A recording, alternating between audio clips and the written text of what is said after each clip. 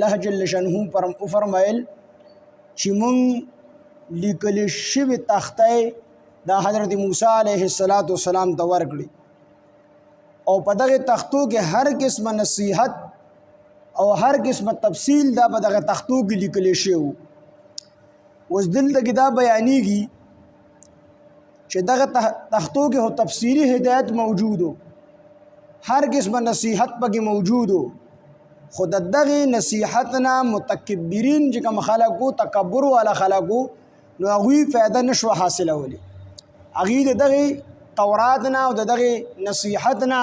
د هغې نه چې کوم ده فایده حاصله نه کړله او دغه متکبرین خلک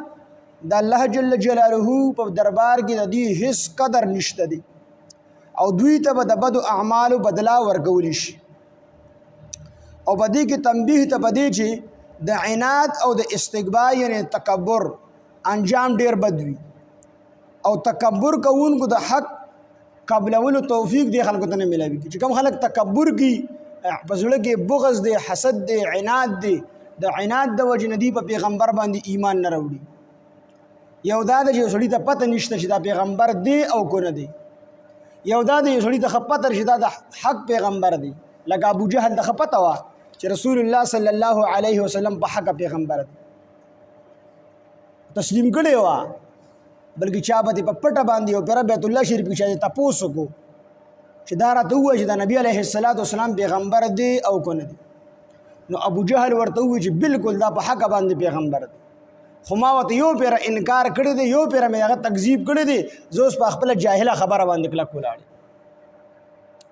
او دغه رنګ اوږده واقعه ده چې درې مشران د دې چې کوم نو هغوی د شپې به راتلل د قرآن د اورېدلو دپاره. نو اخره کې چې کله اوږده واقعه ده خو دوی به یو بل سره میلو شو، چې میلو به شو څه له راغلی وي نو د نبي اسلام قرآن اورېدلو له راغلي. نو اخره کې چې کوم دی د دریو واړو یو بل له قسمونه ورکړل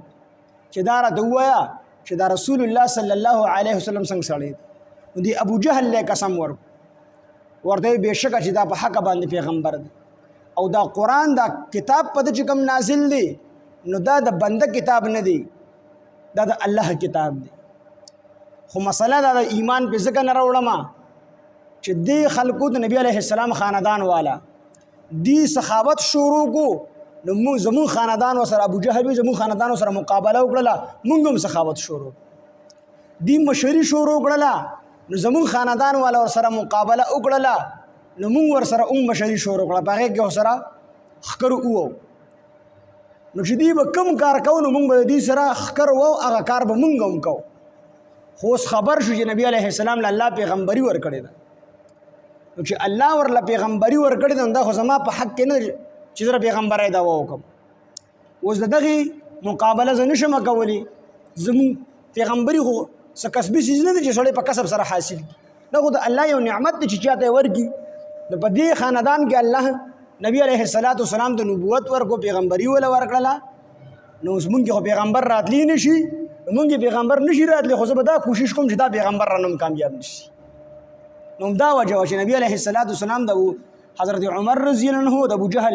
په حق کې چې کوم دی سوال وکړو چې الله پاکه دې دواړو کې یو ته چې کوم دی اسلام نصیب کړي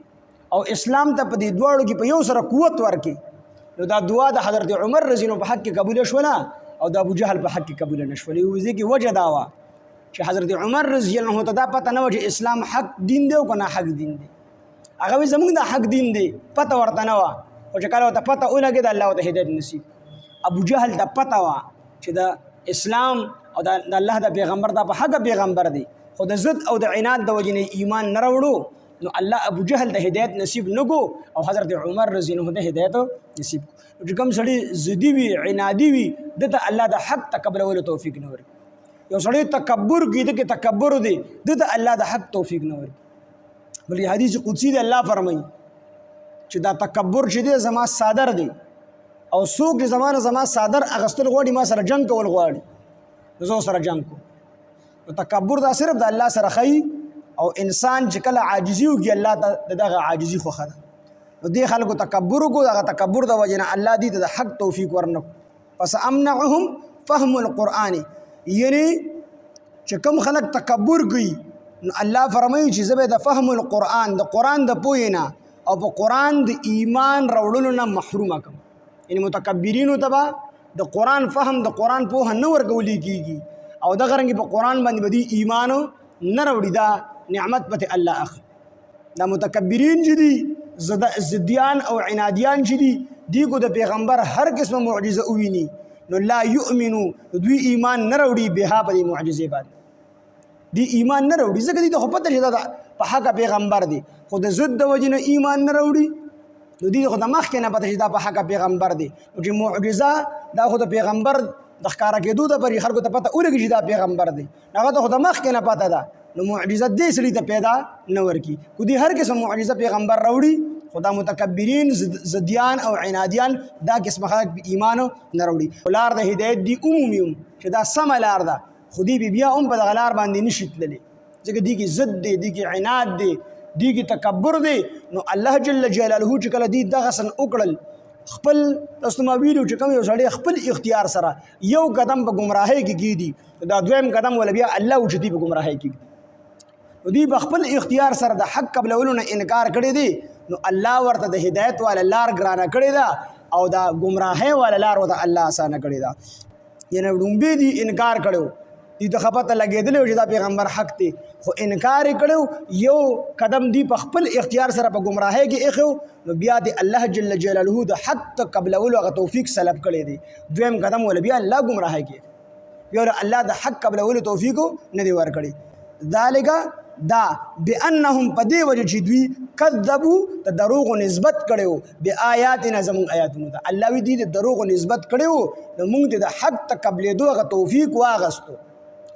هغه سم لار هو تګرانه کړله او هغه روانه لار چې کوم د گمراهۍ لار دغه وته آسان کړله دي ته بل څه بدل نه ملاويږي هغه بدله به وته ملاويږي چې کوم عملونه دنیا کې کړی دي. نو کافرانو مشرکانو دي همیشه لپاره خراب عملونه کړی وي او چې کوم عملونه دي خم کړی دي خو ایمان ور سره نشته دي دا عملونه ځای شي د بدلو ته په آخرت کې الله نه ورکوي.